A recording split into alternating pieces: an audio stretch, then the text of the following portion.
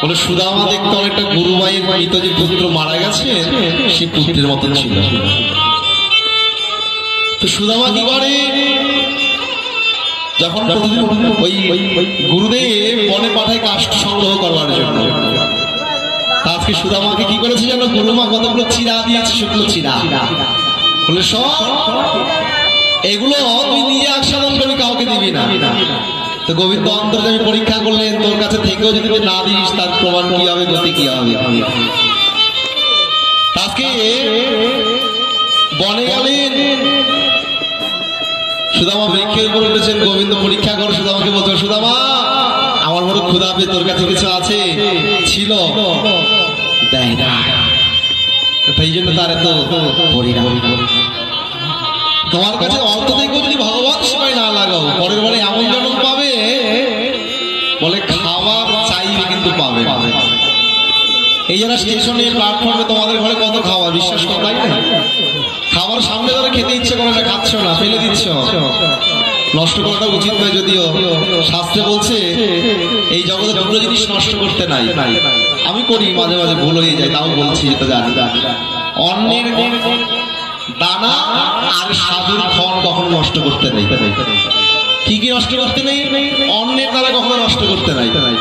তোমার কাছে আছে তার মানে এমন না তুমি অনেকগুলো রান্না করবে, ফেলে দেবে, নষ্ট করতে নেই। কেন? এর পরের জীবনে তুমি পাবে না। আর সাধুর ফল, তুমি শিবদেবের কাছে গেছো, বড় সাধুর কাছে গেছো, সাধুর কাছে গিয়ে বেশি বক করতে নাই।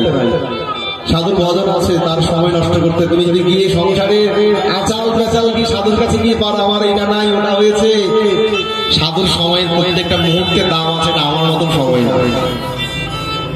সাধুর একটা মুহূর্ত সে ভজন থেকে নষ্ট করবে, সেজন্য বলে সাধুর ফল আর অর্থের দ্বারা কোনোদিন নষ্ট করতে হবে। কি হতে হয়, নিতাই গৌর হরি গো। আজকে সুদামা দুঃখ কষ্ট পেয়েছে, সেটা আমরা আশা করবো আগামী দিন। আজকে ভগবান বিদ্যাশিক্ষা লাভ করেছে, লাভ করার পরে গুরুদেব কি বলছে, গুরুদেব আমি আপনাকে গুরুদক্ষিণা দিয়েছি, আপনার কি প্রয়োজন, কি চাই আপনার? তো গুরুমা কি বলেছে জানো, দিদে যদি দাও জানাই, আমার যে পুত্র দেহ ত্যাগ করেছে সেই পুত্রকে ফিরিয়ে দিয়ে। তো গুরুপতি ইচ্ছানুসারে তারা প্রভাসিত গমন করে সমুদ্রে প্রবেশ করলেন। পঞ্চজন রাবণ দৈত্যকে বিনাশ করে গুরুপতি সেখানে সন্ধান পায় না। বলে তথেই পাতিনাম গুরু পুত্রং যদুর্দাম দত্তা আশা গুরুবেই হইয়া প্রেরণী তমুচ্ছিল। তখন সেই অসুরের দেহ উৎপন্ন শঙ্খ তারা গ্রহণ করে যমরাতের পুরীতে গমন করেছে। যমপুরীতে গিয়ে কি করেছেন, গুরুপুত্রের আত্মা গ্রহণ করে তাহার পূর্বের শরীর সৃষ্টি করে সেই গুরুদেবকে গোবিন্দ গুরু দক্ষিণা ভগবান কি, সাধুগুরু ভগবান কি। তারপরে এবার একটু উত্তর সন্দেশের কথা আসা, সব অল্প অল্প করে আস্বাদন হচ্ছে। তো বলছি ব্রজেন্দ্রনন্দন শ্রীকৃষ্ণ মর্দ নামে অবতীর্ণ হয়ে কত হাজার বছর লীলা করছেন ব্রজমন্ডলে, 10 বৎসর 8 মাস লীলা করেছেন ব্রজে।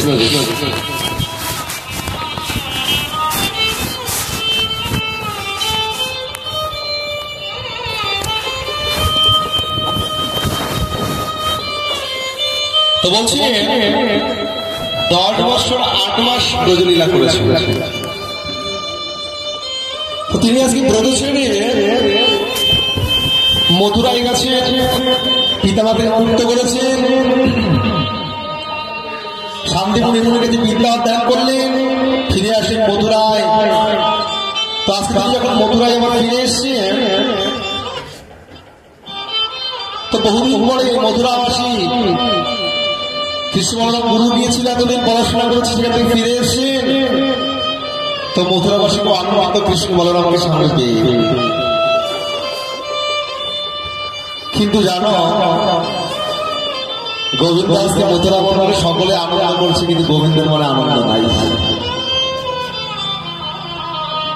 মথুরা বনে সকলেই কৃষ্ণ বলরামকে একসাথে খুব আনন্দ করছেন, কানাই কানাই বলরাম বলরাম বলে খুব আনন্দ করছেন, কিন্তু অন্তরে অনেক আনন্দ নাই। কেন আনন্দ নেই?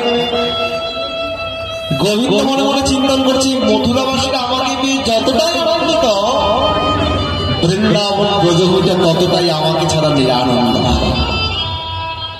ততটাই নিরানন্দ। কেন? আমি তাহাদেরকে জীবন সর্বস্ব।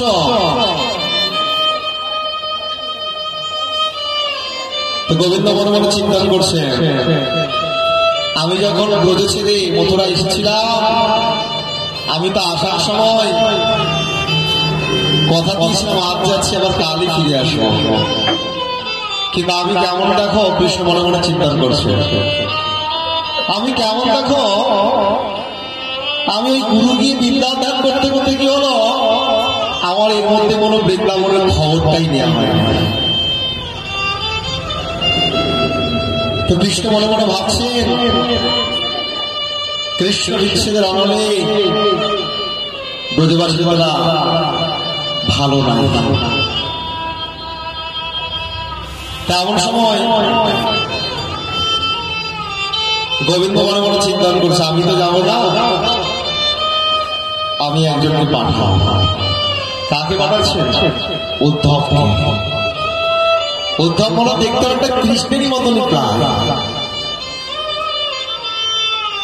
তো আজকে উদ্ধব পাঠাচ্ছি, গোবিন্দ বলছেন, তুমি বৃন্দাবনে যাও, গিয়ে আমার মা নন্দরানী, পিতা নন্দ বাবা, আমার ব্রজবাসী আর যার কথা না বললেই নাই প্রেমই রাধা, যার কথা না বললেই নাই প্রেমই রাধারানীকে একটু দু চারটে সান্ত্বনা বাক্য একটু সান্ত্বনা দেওয়ার ইচ্ছা আমার কোনো রাস্তা নেই।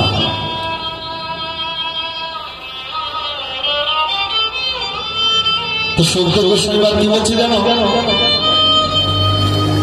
বলে উদ্ধব সন্দেশ, এখানে সন্দেশের অর্থ হচ্ছে বার্তা, সংবাদ। আর এক সন্দেশের অর্থ হচ্ছে মিশ্রজনের যে সন্দেশ, সেটাও কিন্তু সন্দেশ। বলে তাহলে এখানে আমরা উদ্ধব সন্দেশ কেন বলছি? সন্দেশ তো মিষ্টি এবং দুঃখের কথা। তো সূর্য গোস্বামীবার কি বলছে জানো? বলে আলোচ্য যে লীলা আমরা আস্বাদন করছি, এই মিষ্টি দোকানের নাম কি জানো? যে আলোচনা লীলা আস্বাদন করছি, দোকান মিষ্টি দোকানের নাম কি? বলে গোপীনাথ মিষ্টান্ন ভান্ডার। গোপীনাথ মিষ্টান্ন ভান্ডার। বলে আচ্ছা, এই দোকানে কারিগর কে গো? দোকানদার যেমন ভালো খারাপ হোক, কারিগর যদি ভালো না হয় দোকানে কিন্তু চলবে না। হবে? তুমি অনেক বড় মিষ্টি দোকান খুলেছ, তো কারিগর ভালো করে ছানার পাক দিতেই জানে না, তাহলে বাবা ছানা রসগোল্লাই বা কেমন করে হবে, আর লব চমচমি বা কেমন করে হবে? বলে কারিগর ভালো লাগে। বলে গোপীনাথ মিষ্টান্ন ভান্ডারের কারিগর কে জানো? বলে প্রেমময়ী শ্রীমতী রাধা রানী। বলে রাধা রানী কি? বলে আচ্ছা, বিক্রেতাগণকে? বলে আচ্ছা, তৈরি নয় কারিগর করেছেন, তাহলে বিক্রিটা কি করে? মালিক তো বিক্রি করে, কারিগরটাকে তো। বলে কারিগর হলো বৃন্দাবনের গোপীগণ। বৃন্দাবনের গোপীগণ হলো বিক্রি করে। আচ্ছা, ক্রেতাকে কেনে কে গো? না, ক্রেতা হচ্ছে উদ্ধব মহারাজ। বলে মূল্য কি লাগে? বলে এই দোকানে গেলে মূল্য লাগে। বলে কি মূল্য লাগে জানো এই দোকানে গেলে? বলে লালসা, কৃষ্ণ কথা শুনবার লালসা, এটাই হচ্ছে মূল্য। আর আস্বাদন কি? বলে শ্রবণ কীর্তনকারী ভক্তগণ। রসগোল্লা নিজেও জানে না আমি কত মিষ্ট, কত স্বাদ, কে জানে? আপনাদের মতন রসিক শ্রোতা, আপনাদের মতন পরম পরম শ্রদ্ধাশীল ভজনানন্দী ভক্তরাই জানে সেটা আস্বাদন করলে কত তৃপ্তি আসে। বলছেন অপ্লাবিত মাধুর্যের ভূমি হলো বৃন্দাবন, আর ঐশ্বর্যের ভূমি হলো মথুরা। তো বলছেন মথুরাতে সেই মাধুর্য নিদান করা কখনো যায় না বাবা। কেন? বলে যেই ব্যক্তি প্রতিদিন মিনিকেট চালের ভাত খায় না, দেড়াদুর চালের ভাত খায়, তো সে কখনো জানে ভিখারি 5 বাড়িতে ভিক্ষা করে 5 রকম মিশালি চালের স্বাদ কেমন জানে বাবা? যতক্ষণ ভিখারি না হবে তখন বুঝতে পারবেন এই 5 মিশালি 5 দোয়ারের চালের কি স্বাদ। তো সেই জন্য আজকে সুখদেব গোস্বামী পাদ বলছেন মথুরা হলো ঈশ্বরকে ধরি মাধুর্য বৃন্দাবন। যতক্ষণ পর্যন্ত নত না হবে, অহং ছাড়া হবে, ততক্ষণ এই মাধুর্য রসের আস্বাদন হবে না। এদিকে কি হলো? প্রেমী রাধারানী ওই যমুনার দিকে তাকিয়ে মনে মনে চিন্তন করে, আমার গোবিন্দ এই যমুনার মুখে কতই না ক্রিয়া করেছে, কতই না ক্রিয়া করেছে। তার অন্তরে জাগরিত হচ্ছে পূর্বের লীলার কথা।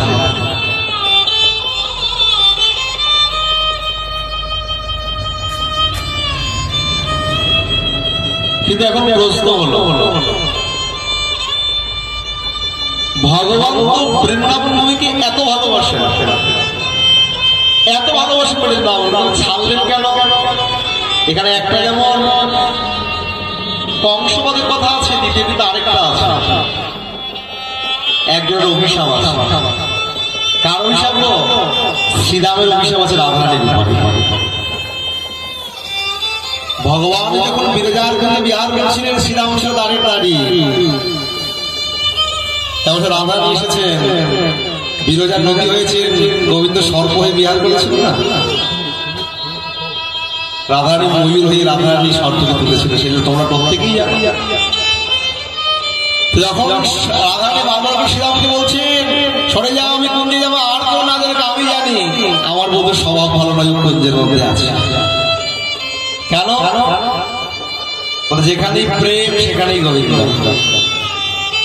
বিনা প্রেম সে নাই মিলে ব্রজেন্দ্র লালা, বলে সে যে আদরের ধন চিন্তামণি, বলি অনাদরে থাকবে কেন আদরের ধন চিন্তামণি। বলে সে আদরের ধন চিন্তামণি অনাদরে থাকবে কেন, তার আদরের জায়গায় অভাব নাই বাবা। তা আমি মনে করলাম আমি সেবা করি নাই, কত ভক্ত আছে, গোবিন্দ তুমি একবার কৃপা করে আমার ঘরে আসে, কত জায়গা আছে। তার কথা হলো রাধারানী শ্রীরামকে অভিশাপ দিয়েছিলেন, তো শ্রীরাম রাধারানীকে অভিশাপ দিয়েছে, তুমি আমাকে যে অভিশাপ দিলে আমিও তোমার রাধারানী অভিশাপ দিলাম, তুমি 100 বৎসর কৃষ্ণ ছাড়া বৃন্দাবন থাকবে 100 বৎসর। তো সেই অভিশাপ ভগবান বলছে আমার হইতে নাম বলো, আর নাম হইতে আমার ভক্ত বড়। আমি আমার ভক্তের জন্য আমি জগৎকে দেখালাম, আমি আমার প্রিয় প্রেমময়ী রাধারানীকে আমি ছাড়তে দ্বিধাবোধ করি না, ভক্তকে আমি এতটাই ভালোবাসি। এটা যেমন একটা কারণ, আরেকটা কারণ তো বলছেন